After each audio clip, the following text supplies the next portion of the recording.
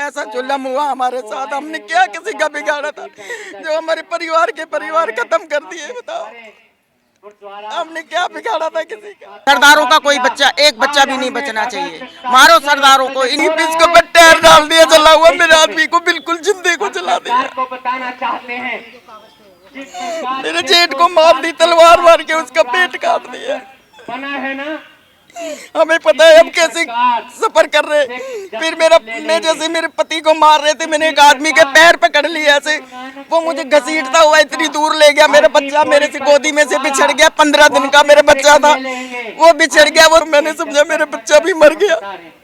इतना जुल्म किया। हमारे घर के 12 बंदे मार दिए इन्होंने आदमियों को मार के हमारे साथ जुल्म नहीं किया।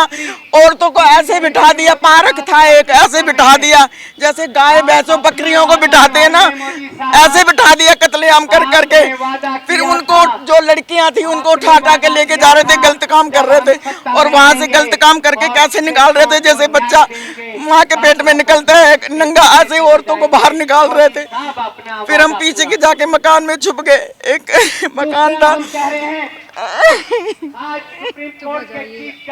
तो इतनी लाशें पड़ी थी, मैं कहती हूँ मैं पैर रखने की जगह नहीं थी, इतनी लाशें पड़ी हुई थी वहाँ पे। हमें पहचान भी नहीं हो रही थी अपने आदमियों के। आधे जले हुए थे, आधे वो क्या कहते हैं। इन्होंने ऐसा जुल्म करा 84 में। इन्होंने हमारे साथ अच्छा नहीं किया और 39 साल हो गए। हम कहाँ जाए इंसाफ लेने के लिए? क्योंकि सरकार ने न्याय नहीं दिया, सरकार ने जस्टिस नहीं दिया। दिल्ली पुलिस को सिख कौम कभी माफ नहीं करेगी। 84 में जो दंगे हुए वो सबको पता है और यहाँ पर नाराजगी उसी की है। तब तमाम लोग जो यहाँ पर आए, बाल्टी तैयार है, रिपोर्ट तैयार है और जो है सारे जो रिपोर्ट हैं उनको फाड़ने का काम किया जा रहा है। यहाँ पर देखिए तैयारी चल रही है। हम आपको तस्वीरें दिखा रहे हैं किस तरीके से जो है सिख कम्युनिटी जो 84 के दंगों को लेकर आज तक न्याय की गुहार लगा रही है और न्याय नहीं मिल पाया, उसको लेकर जो है अब ये नाराज़गी अपनी जाहिर करेंगे। और देखिए लगातार एक एक जो है रिपोर्ट जलाई जाएगी। देखिए तस्वीरें दिखा रहे हैं हम आपको। वेद बारवाह इंक्वायरी कम्युनिटी, अलग अलग कम्युनिटी की जो है जो रिपोर्ट है वो देखिए फाड़ना शुरू कर दिया है। जस्टिस RS नारूला कम्युनिटी जो है ये अलग अलग जो रिपोर्ट है वो फाड़ना शुरू कर दिए हैं। पूरी तैयारी के साथ आए हैं। 84 में जो दंगे हुए और उसको न्याय नहीं मिल पाया, उसी की नाराजगी जाहिर कर रहे हैं। लगातार इन्होंने अपनी न्याय की मांग की, न्याय नहीं मिल रहा। उसके बाद ये तरीका अपनाया, इन्होंने एक गुस्सा जाहिर करने का तरीका अपनाया ताकि अब जो है कम से कम सरकार संज्ञान में आए, संज्ञान ले इन पर। और ये रिपोर्ट है, तमाम रिपोर्ट है, देखिए इनको फाड़ने का काम किया जा रहा है। देखिए तस्वीरें हम आपको दिखा रहे हैं किस तरीके से जो अलग अलग तमाम रिपोर्ट है। यहाँ पर जो है अनाउंसमेंट हो रही है कौन कौन सी रिपोर्ट है उसकी जो है। देखिए जस्टिस रंगानाथ मिश्रा कमीशन की रिपोर्ट है। CBI इंक्वायरी की जो है मार्च 1992 की जो है वो रिपोर्ट है, उसको जलाई जा रही है। और भी तमाम GS दिलोन की कमेटी की जो रिपोर्ट है वो जलाई जा रही है। ये तमाम वो रिपोर्ट है जो जांच के लिए जो 84 में दंगे हुए वो जांच के लिए जो बिठाया गया था वो तमाम जो है रिपोर्ट है। और हम आपको तस्वीरें दिखा रहे हैं किस तरीके से जो है ये तमाम रिपोर्ट जलाई जा रही हैं। बात करने की कोशिश करेंगे तमाम लोगों से जो ये रिपोर्ट फाड़ रहे हैं उनसे। आप लोग ये रिपोर्ट क्यों फाड़ रहे हैं, क्यों फाड़ रहे हैं? ये रिपोर्टें इसलिए फाड़ रहे हैं क्योंकि ये झूठी हैं, इसका न्याय नहीं मिला, इसलिए हम ये रिपोर्टें फाड़ रहे हैं। झूठी कैसे है? इंक्वायरी बिठाई गई, तमाम चीजें की गई, आपके जांच किए गए, क्या उसका रिजल्ट नहीं निकला? इसका कोई रिजल्ट नहीं मिला है। आज रिजल्ट नहीं मिला है इसीलिए हम यहाँ हैं ना। फाड़ने से क्या होगा? फाड़ने से 39 साल से हमें न्याय नहीं मिला, इसलिए हम यहाँ पे इनकी रिपोर्टें फाड़ रहे हैं। रिपोर्ट फाड़ने से क्या आपको न्याय मिल जाएगा? हमें ना मिले न्याय नहीं देंगे, हमें पता न्याय नहीं देंगे। ऊपर बैठा हुआ अब सरकार से और जांच कमेटी से भरोसा उठ चुका है, भरोसा उठ चुका है और हम इसी तरह से अब करेंगे। क्योंकि 39 साल कम नहीं होते, 39 साल कम नहीं होते। गुस्सा देखिए किस तरीके से जो है ये गुस्सा दिखा रही हैं। कितनी तो टोटल जो है कितनी रिपोर्टें हैं? 16 रिपोर्टें हैं, 16 रिपोर्टें हैं। 16 बार जांच कमेटियां बैठी हैं मगर कोई हल नहीं निकला।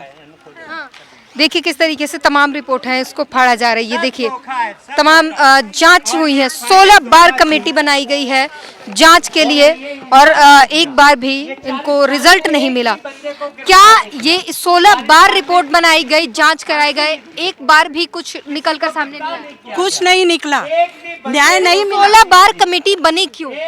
धोखा देने के लिए, लोगों को बेवकूफ बनाने के लिए, अपना राज चलाने के लिए। कौन है, मतलब कौन सी सरकार है जो आपको धोखा दे रही है? कहती है जांच कराने की, कराती नहीं है।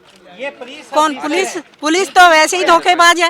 पुलिस ने सारा कुछ किया। बीजेपी सरकार लगातार कह रही है हम जांच कराएंगे, न्याय दिलाएंगे, पर कब दिलाएंगे? लोग बूढ़े हो गए, 39 साल में लोग बूढ़े हो गए हैं और अभी तक उनको लिस्ट देखिए, लिस्ट दिखा रहे हैं दिल्ली पुलिस की, वो लिस्ट है जिन्होंने आप सुन पाइए। हम फाड़ रहे हैं क्योंकि सरकार ने न्याय नहीं दिया, सरकार ने जस्टिस नहीं दिया। पुलिस वाले खुलेआम घूम रहे हैं, कातल पुलिस वाले जिन्होंने कत्ल किए और करवाए, जिन्होंने लाशें अरावली की पहाड़ियों में ले जाकर पेट्रोल और डीजल डालकर फूंक दी, जिन्होंने अंतिम संस्कार नहीं किया, जिन्होंने अस्थियां जल प्रवाह नहीं की, पहाड़ों में फेंक दी। दिल्ली पुलिस को सिख कौम कभी माफ नहीं करेगी। जिस प्रकार हम औरंगजेब को नहीं भूले, दिल्ली पुलिस को कभी नहीं भूलेंगे। तो ये दिल्ली पुलिस के लिए आक्रोश है या उस समय की सरकार के लिए भी? दिल्ली पुलिस का मतलब है दिल्ली पुलिस, दिल्ली पुलिस। लेकिन पुलिस जो है, दिल्ली पुलिस जो भी करती है सरकार के इशारे पे करती है। हम कह रहे हैं कांग्रेस सरकार और दिल्ली पुलिस ने मिलकर ये कत्लेआम किया, करवाया, लाशों को ले जाकर फूंका, कोई अंतिम संस्कार नहीं किया। दिल्ली पुलिस ने FIR नहीं लिखी, दिल्ली पुलिस ने पोस्टमार्टम नहीं किया, दिल्ली पुलिस ने घर वालों को लाश नहीं दी, दिल्ली पुलिस ने कफन नहीं डाला, दिल्ली पुलिस ने लक्कड़ नहीं लाए, दिल्ली पुलिस ने सामग्री नहीं लाई, दिल्ली पुलिस घी लेकर नहीं आई, दिल्ली पुलिस शमशान घाटों पर नहीं गई। इन्होंने अरावली की पहाड़ियों में रात के अंधेरे में लाशें ले जाकर, ट्रकों के ट्रक लाशें ले जाकर पेट्रोल डीजल और केमिकल डालकर फूंक दिया और लाशों की अस्थियां जंगलों में फेंक दी। ये दिल्ली पुलिस ने किया कांग्रेस सरकार के साथ। आज कांग्रेस जगह जगह जश्न मना रही है और आप लोग यहाँ प्रदर्शन कर रहे हैं। हाँ भाई, ये जो जश्न मना रहे हैं ये सारा संसार जानता है, पूरी दुनिया जानती है। आज के दिन कांग्रेस सरकार ने दिल्ली पुलिस के साथ मिलकर सिखों का गली गली पेट्रोल डालकर कत्ल किया, डीजल डालकर, टायर डालकर, एक एक गली में लाशें गिरी थी। ये कांग्रेस ने किया था, ये दिल्ली पुलिस ने किया था, जिन्हें कभी माफ नहीं किया। आज जो है भारत के तमाम लोग शोक में डूबे हुए हैं क्योंकि आज पुण्यतिथि है इंदिरा गांधी की और आज आपका ये प्रदर्शन। कोई देश के लोग शोक में नहीं डूबे, आपको गलतफहमी है। पूरा देश का प्राइम मिनिस्टर नरेंद्र मोदी है, पूरे देश में नरेंद्र मोदी की आवाज है। कांग्रेस का तो कोई नाम भी नहीं ले रहा और कोई जश्न नहीं मनाया जा रहा। दिल्ली में 4, 5, 10 जगह होर्डिंग लग गए हैं या पोस्टर लग गए हैं, उससे जश्न नहीं है। ये पूरी दुनिया में 107 देशों में 107 देशों में आज सिख प्रोटेस्ट कर रहे हैं। बाहर अमेरिका में, कनाडा में, ऑस्ट्रेलिया में, स्वीडन में, ऑस्ट्रिया में, मलेशिया में, सिंगापुर में, हर जगह सिख प्रोटेस्ट कर रहे हैं। हजारों सिख प्रोटेस्ट कर रहे हैं। यहाँ की लड़ाई पूरे संसार में फैल रही है और सिख कभी माफ नहीं करेंगे। आपको भरोसा है कि जो मौजूदा सरकार है वो आपको न्याय दिला देगी? आपके रिपोर्ट भरोसा इसलिए है कि 600 साल के बाद प्रभु राम का मंदिर बन रहा है। हाँ। भरोसा है, तो इसलिए बीजेपी से भरोसा है? हमें भरोसा है कि 600 साल बाद बना लिया ना मंदिर। हाँ। है, इसीलिए हमें भरोसा है कि 600 साल से पहले जस्टिस ले लेंगे सिख लोग। तो आपको दिखा दी ये वो लिस्ट है जो दिखाई जा रही है उन दिल्ली पुलिस की जो उस वक्त जो इस दंगे में शामिल है और महिलाएं भी हैं इसमें। जो देखिए ये लिस्ट फाड़े जा रहे हैं, उन पुलिस वालों के नाम है इस लिस्ट में। अब देखिए जो है तस्वीरें दिखाई जा रही हैं तमाम लोगों की नाम के साथ। देखिए सुनिए, ये हैं रंगानाथ मिश्रा, सुप्रीम कोर्ट के जज थे। रंगानाथ मिश्रा जिन्होंने कहा था कांग्रेस का हाथ नहीं है, कांग्रेस को क्लीन चिट दी थी। फाड़िए जी। ये इंदिरा गांधी का भाई था अरुण नेहरू, अरुण नेहरू कातल था। फाड़ो जी। ये दिल्ली का गवर्नर था पीजी गवई, पीजी गवई था दिल्ली का लेफ्टिनेंट गवर्नर। आप गवाह थी उन्होंने कहा, क्या गवाही वो बताइए, वो वक्त जो आपने देखा क्या है? बेटा हम त्रिलोकपुरी में रहते थे और त्रिलोकपुरी में वहाँ का नेता जो था जो ये था एचकेएल भगत। हमारे मेरे आदमी को उन्होंने जब मार रहे थे दंगाई, जब 31 तारीख को इंदिरा गांधी मर गई तो गुरुद्वारों में सारों में आग लगा रहे थे। आग लगा रहे थे तो हम अपने घर में थे तो हमें पता ही नहीं था क्यों आग लगा रहे हैं, क्या है क्या नहीं है। हमें तो टीवी नहीं था, कुछ भी नहीं था घर में। तो हम बैठे हुए थे तो किसी ने आके बोला रात में कह भी इंदिरा गांधी मर गई, इंदिरा गांधी मर गई। तो अफसोस तो हमें भी हुआ, इतना बड़ा नेता जो मर जाता है तो अफसोस सभी को होता है। तो हमको भी अफसोस हुआ।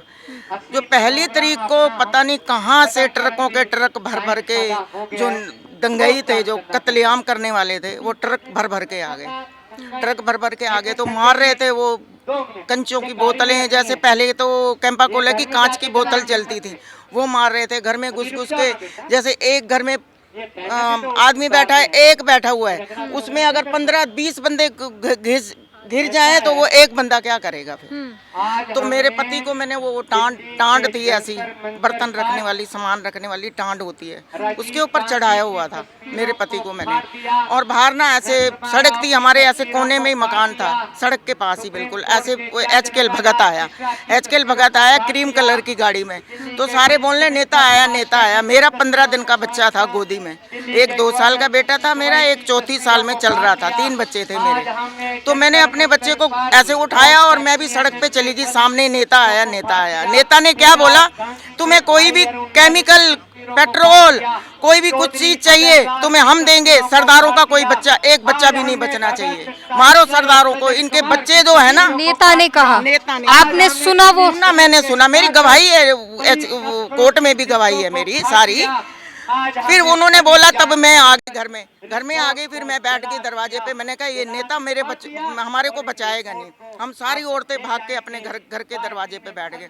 फिर इतनी देर में भीड़ आ गई, वो घर में घुस गई। मेरे पति को वहाँ, मैंने कहा नहीं मेरा पति तो है नहीं। मैं कहा पता नहीं कहाँ चला गया इधर उधर। मैंने ये बोला, मेरा जेठ बैठा हुआ था, मेरे जेठ को पकड़ लिया उन्होंने। मेरे जेठ को उन्होंने पकड़ के बाल में खींच के ऐसे ले गए, उसकी पेट काट दिया उसका तलवार मार के। उसकी आंतड़ी वांतड़ी सारी बाहर निकल आई, आंतड़ी बाहर निकल आई। तो मैं फिर रोने लगी। मेरा छोटा बच्चा था तो फिर मेरे पति को वहाँ से वो अंदर घुस गए। फिर मेरे पति को वहाँ से बालों में खींच के और बाहर ले आए। बाहर उन्होंने लाठी डंडों से उसको पिटाई करके, एक मंजा पड़ा था, खाट बोलते हैं ना जिसको, वो पड़ा था, वो मेरे आदमी के ऊपर डाल दिया। फिर उसके ऊपर वो रजाई डाल दी, फिर उसके ऊपर टायर डाल दिया जला हुआ। मेरे आदमी को बिल्कुल जिंदे को जला दिया। मेरे जेठ को मार दी, तलवार मार के उसका पेट काट दिया। हमें पता है हम कैसे सफर कर रहे। फिर मैं जैसे मेरे पति को मार रहे थे, मैंने एक आदमी के पैर पकड़ लिए ऐसे, वो मुझे घसीटता हुआ इतनी दूर ले गया। मेरा बच्चा मेरे से गोदी में से बिछड़ गया। 15 दिन का मेरा बच्चा था, वो बिछड़ गया। वो 3 दिन के बाद मेरे को फर्श बाजार थाने में मिला। औरत ने उठा लिया मेरे बच्चे को। मैंने समझा मेरा बच्चा भी मर गया। इतना पूरी की पूरी फैमिली उजड़ गई। हमारे घर के 12 बंदे मार दिए इन्होंने। आप अकेली बची उसमें? नहीं, मेरे नंदे औरतें बच गई। फिर सारे पुरुष इन्होंने आदमियों को मार के हमारे साथ जुल्म नहीं किया। औरतों को ऐसे बिठा दिया, पार्क था एक, ऐसे बिठा दिया जैसे गाय भैंसों बकरियों को बिठाते हैं ना, ऐसे बिठा दिया कत्लेआम कर करके। फिर उनको, जो लड़कियां थी, उनको उठा के लेके जा रहे थे, गलत काम कर रहे थे। और वहां से गलत काम करके कैसे निकाल रहे थे, जैसे बच्चा माँ के पेट में निकलता है, नंगा ऐसे औरतों को बाहर निकाल रहे थे। फिर हम पीछे के जाके मकान में छुप गए, एक मकान था,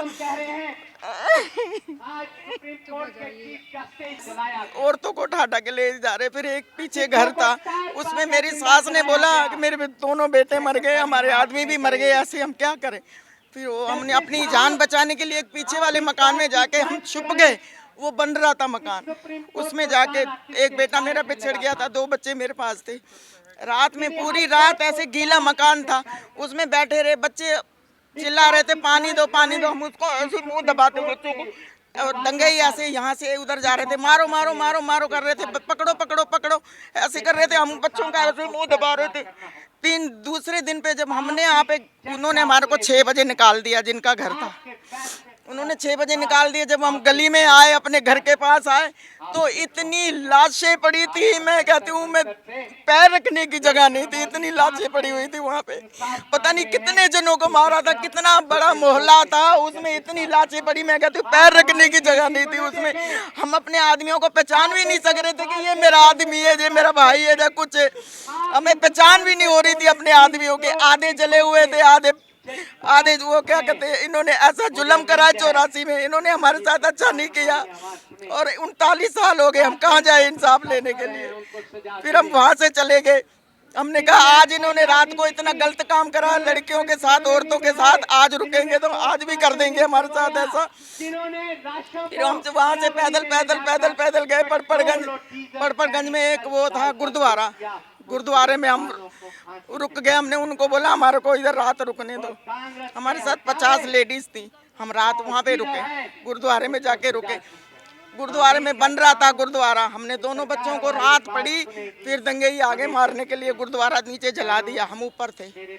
हमने क्या करा, वो मकान बन रहा था, हमने ईंटें सारी इकट्ठी कर ली। फिर ऊपर से हमने रात भर ईंटें फेंकी। फिर वो दंगई 3 दिन हो गए, ना बच्चों को पानी, ना रोटी, ना कुछ। हम तरस गए कि पानी कहाँ से पिए, हम क्या करें। फिर 3 दिन के बाद में हम गुरुद्वारे से चले गए। फिर हम पैदल जब हम जमुना पार से निकलने लगे ना, हमने कहा भाई पीछे जाएं, उधर कोई हमें बचाने वाला ही होगा।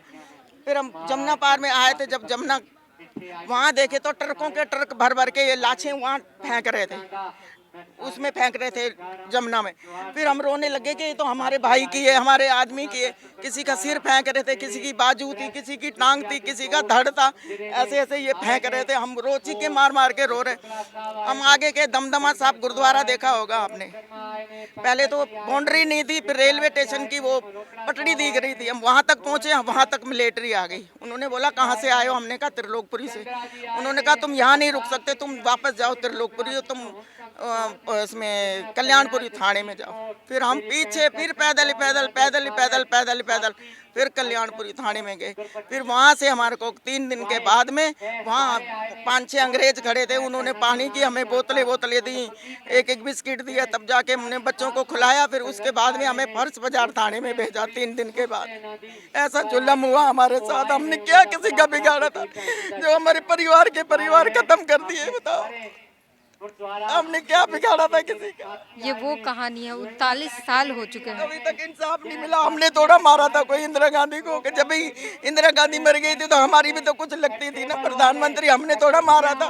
अब हमें मोदी से ही उम्मीद है कि मोदी हमें इंसाफ दे, इंसाफ मिलेगा। और ये कहता है ना कांग्रेस वाले, उधर जाते वोट दे दो, ये कहते दंगे नहीं हुए। अरे तुम 84 को तो ढूंढो, 84 का नाम क्यों नहीं लेते, तुमने ऐसे कत्लेआम करवाया। उसको पकड़ो ना, उसको ढूंढो 84 को कि तुमने कहाँ कत्लेआम करवाया। 84 में इतने सिखों को मार दिया, 5000 सिखों को। गुरुद्वारे में घुस गए, वो गुरु ग्रंथ साहब था, उसको निकाल के ले आए। उसमें ऐसे पेशाब कर रहे, लेटरिंग कर रहे, लातों से पीट रहे, मार रहे और आग लगा रहे हैं उसमें। बताओ ये वो कहानी सुना आपने, जिन्होंने वो देखा है, वो भुगता है। वो जो रात थी, काली रात, वो भुगता है इन्होंने। इनके मुंह से आपने सुना क्या कुछ हुआ इनके साथ उस रात। नेता करवा रहा था, नेता था जो गाड़ी में आया, पूरी घटना इन्होंने बताई। आज रो रही हैं, गुहार लगा रही हैं, न्याय के लिए मांग कर रही हैं। हम क्या कहें इससे ज़्यादा, इन्होंने पूरी कहानी बता दी। आपने देखा किस तरीके से वहाँ पर जलाया जा रहा, पोस्टर फाड़े जा रहे थे, तस्वीरें फाड़ी जा रही थी। नाराज़गी है, ये गलत नहीं है। इन्होंने खोया है अपनी पूरी परिवार खो दिया है, तो ये गलत नहीं है। इस पूरे प्रकरण पर आप अपनी राय ज़रूर दीजिएगा। कैमरामैन आशीष के साथ ब्यूटी गिरी, नेशनल दस्तक। नेशनल दस्तक की आपसे गुजारिश है कि अगर इसको बचाना चाहते हैं तो नेशनल दस्तक को सब्सक्राइब करने के लिए रेड कलर के सब्सक्राइब बटन को दबाएं, फिर बेल आइकन की घंटी दबाएं। नेशनल दस्तक को बचाने के लिए बहुत जरूरी है कि हर खबर को शेयर करें, लाइक करें, कमेंट जरूर करें।